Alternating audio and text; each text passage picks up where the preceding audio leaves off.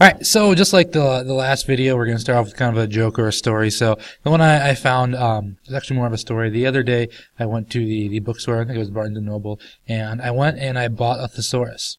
I came home and all the pages were blank. And now at this point, there are no words to describe how upset I am. Yeah, that's a good one. Probably better than my last one with the fish scales. But anyways, here we are, video number 4. Right after the Boston Tea Party, we're just going to kind of get right to it with something that's going to be known as the coercive act. So, as I just mentioned, this is going to be created because the British, because King George III is so upset about the fact that all this tea was just dumped into a harbor. They're essentially revolting against his rule, revolting against his law. So to make sure America kind of stops, or I guess what he thinks that they're going to stop, he puts in place what he calls the coercive act. And just like looking at the name, with the term the coercive acts, this is going to be the harshest and the strictest rule that he is going to set upon the colonists at this time period. So anyways, first and foremost, the first rule is they are going to close down Boston's port until the city pays for all the destroyed tea. So again, he is good friends with the people who own the company, the British East India Company. They're the ones who had all this tea. So if Boston wants to continue to use that port, which is kind of their biggest way to make money at this time period, he is going to make sure that they are going to be compensated. He's going to make sure all that money is going to be returned. So the port of Boston is now going to be closed pretty much until all that tea is going to be paid for. Once it's going to be paid for, there's kind of break even. Everything's going to open up and resume once again. So that's going to be the first one here. The second one, he is going to also ban town meetings. And I'm willing to say not many of you have gone to town meetings. Because today, they talk about road, they talk about infrastructure, maybe they're going to talk about what to do with the park, maybe this new rec program that's going to be created. But most people today probably would not want to go to those. But the reason he bans the town meetings, that's kind of where this idea of a revolution almost starts off.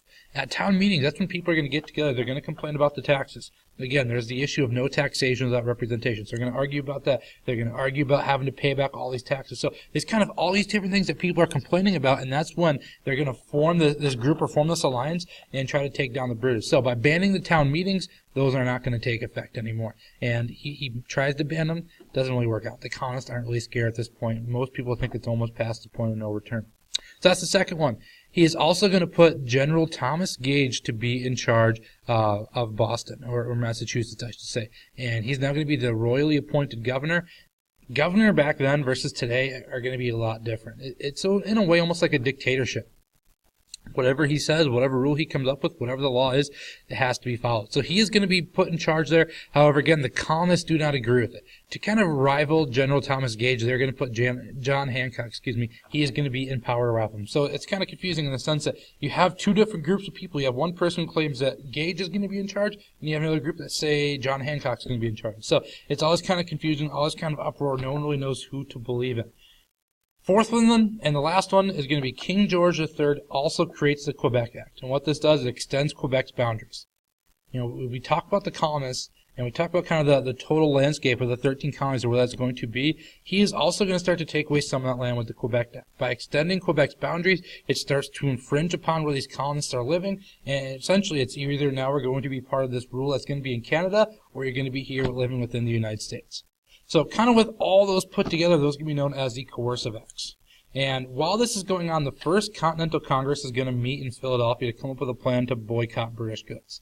So again, we kind of talk about some of these different smaller groups like the Sons of Liberty, the group of people that went on board and dumped all that tea into the harbor. Now we almost have one specific Congress that's going to represent all the colonies, and they're going to meet in Philadelphia to figure out what is their plan of action going to be. What can they actually do to kind of make sure that this is not going to take place anymore?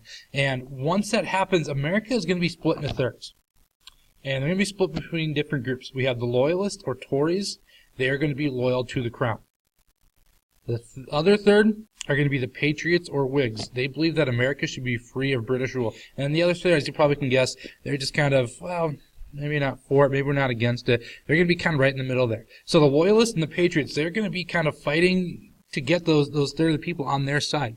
But as I keep going, as I keep talking about it, make sure you remember those terms, because Loyalists and Tory, they're going to be important, because as I talk about some of these bigger battles and these different people involved in the war, I'm just going to use the word Loyalist, or I'm going to use the word Patriots. So it's important to recognize and remember which side each of them are going to be fighting for.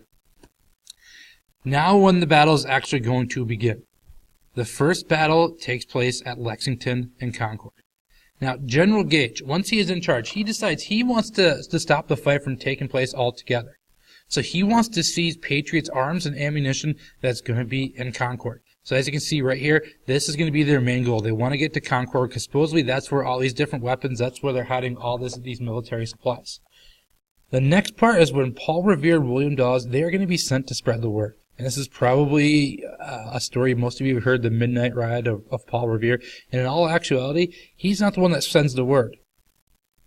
While Revere and Dawes are going all around, and you can kind of look at some of these cities like Weston, Arlington, Medford, they're kind of going around to all these people and say, hey, the British are coming, the British are coming. Everyone needs to get ready. So while they do that, Dr. William Prescott, he is going to join them. Revere and Dawes, they're going to be arrested. It's Prescott that's actually going to be able to get most of them around. Most of them are going to be kind of able to be there at this point. Now, when the British arrived in Lexington, and as you kind of look, here they're in Boston. They're on their way. They go through Arlington. They get to Lexington, but they're going to be stopped.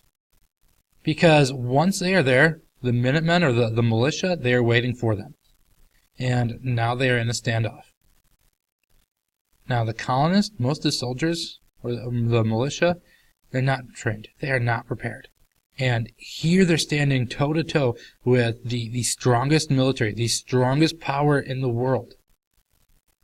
And their goal, do not let them cross that bridge. Do not let them go to Concord. And in a way, they're almost using a stall tactic. Because while they're sitting there at Lexington trying to stall them, there's a bunch of people that are in Concord, and they're currently moving all those supplies out. Now, this is also known as the shot heard around the world. Both sides are saying, do not shoot, do not fire. But somebody does. We don't know if it's a redcoat, we don't know if it's a militia or Minutemen.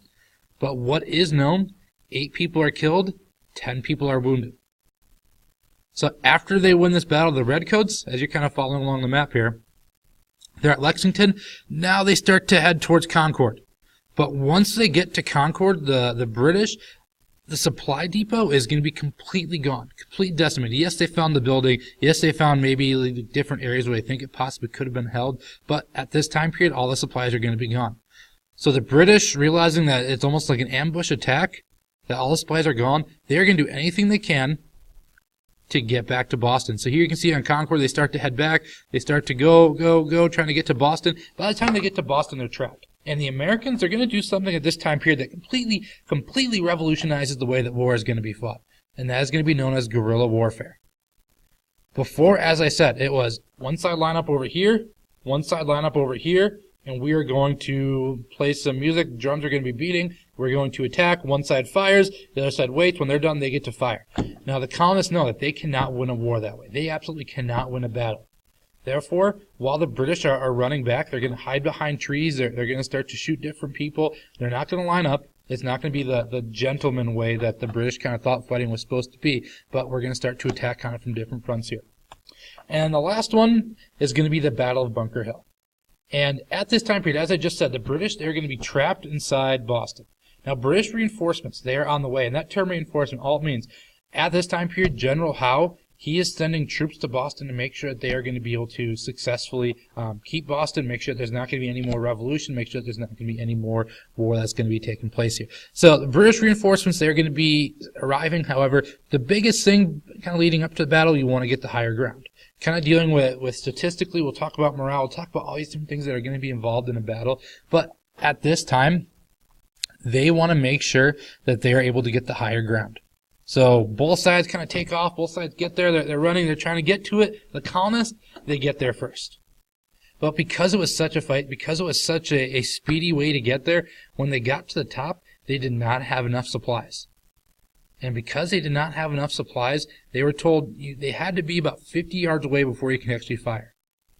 So they're up on this Bunker Hill. The Redcoats are running up. They're trying to get to it, but they can't fire.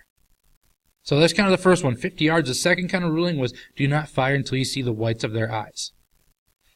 Now, America, we lose this battle.